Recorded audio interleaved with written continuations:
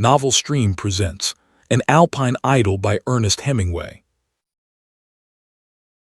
It was hot coming down into the valley, even in the early morning.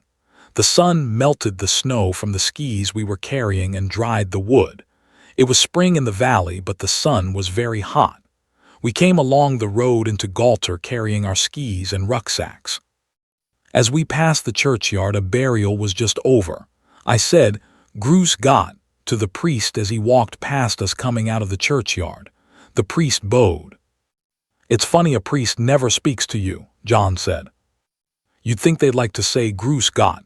They never answer," John said. We stopped in the road and watched the sexton shoveling in the new earth. A peasant with a black beard and high leather boots stood beside the grave.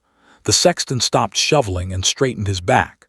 The peasant in the high boots took the spade from the sexton and went on filling in the grave, spreading the earth evenly as a man spreading manure in a garden.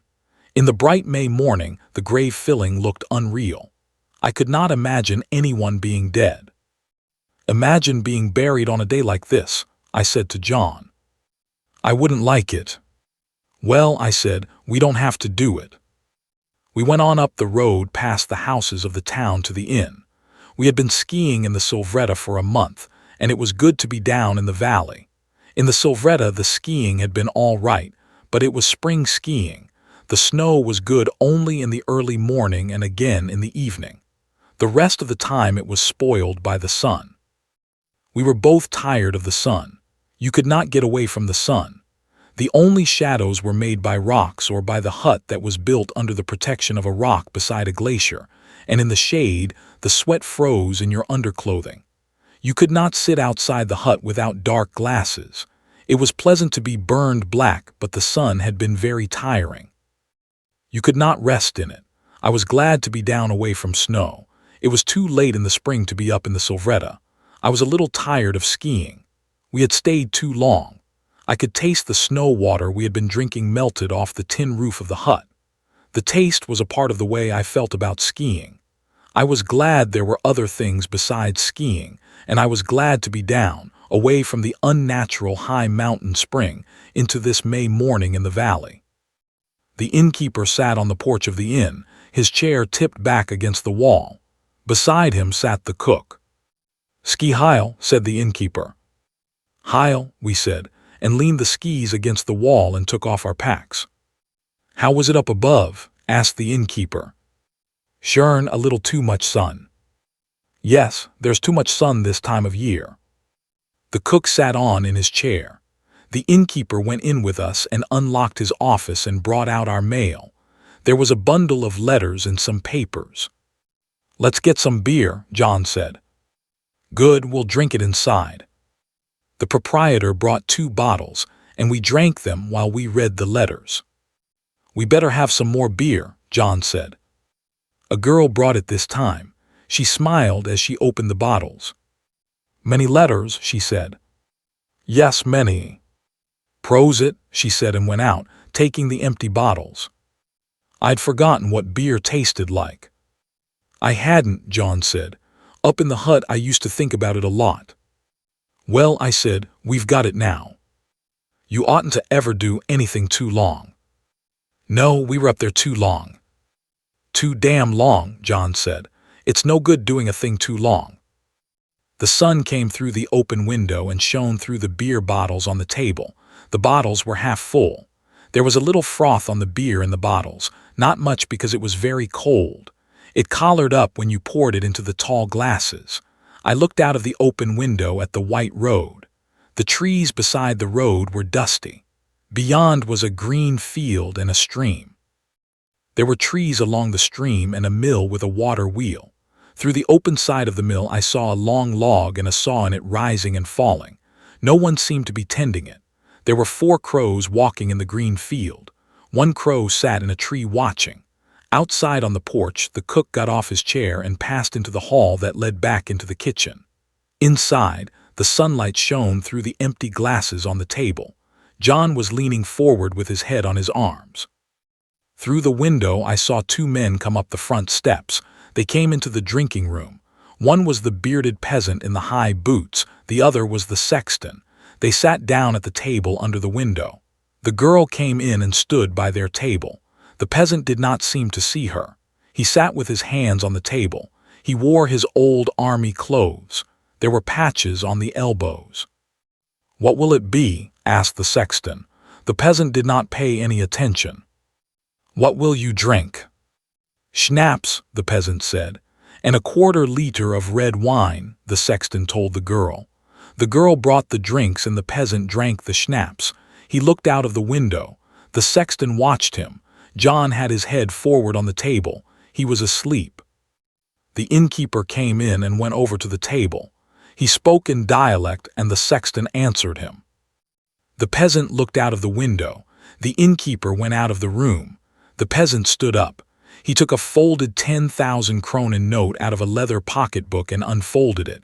The girl came up. "Alls?" she asked. "Alls," he said. "Let me buy the wine," the sexton said.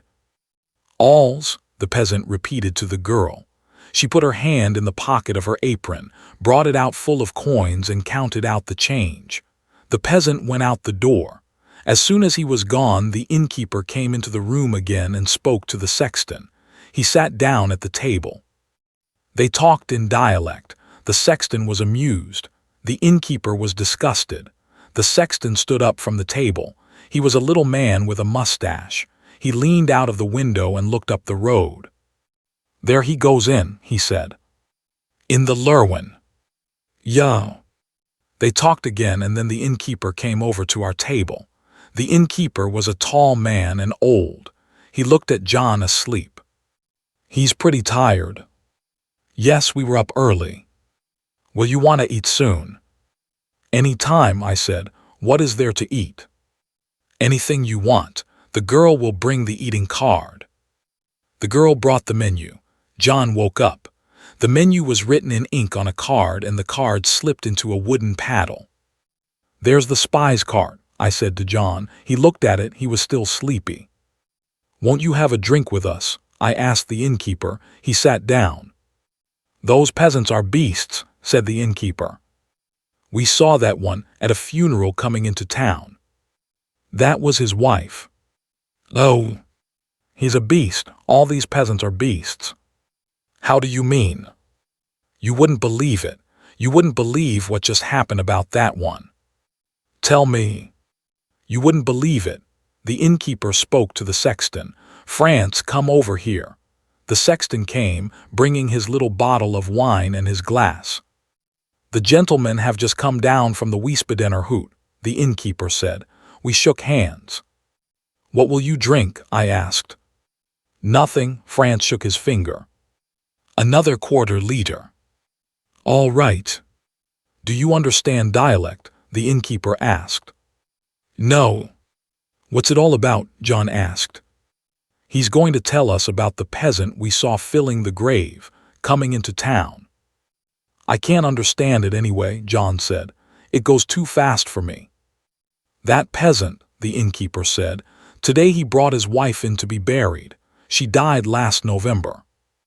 "December," said the sexton. "That makes nothing.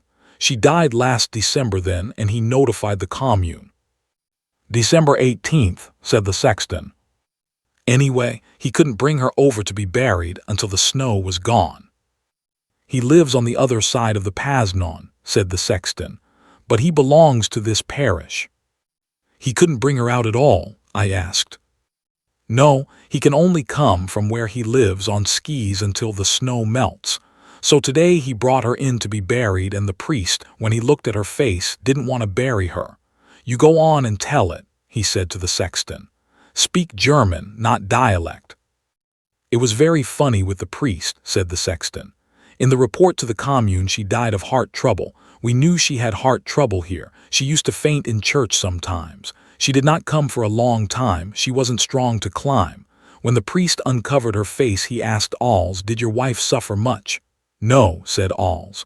'When I came in the house she was dead across the bed.' The priest looked at her again. He didn't like it.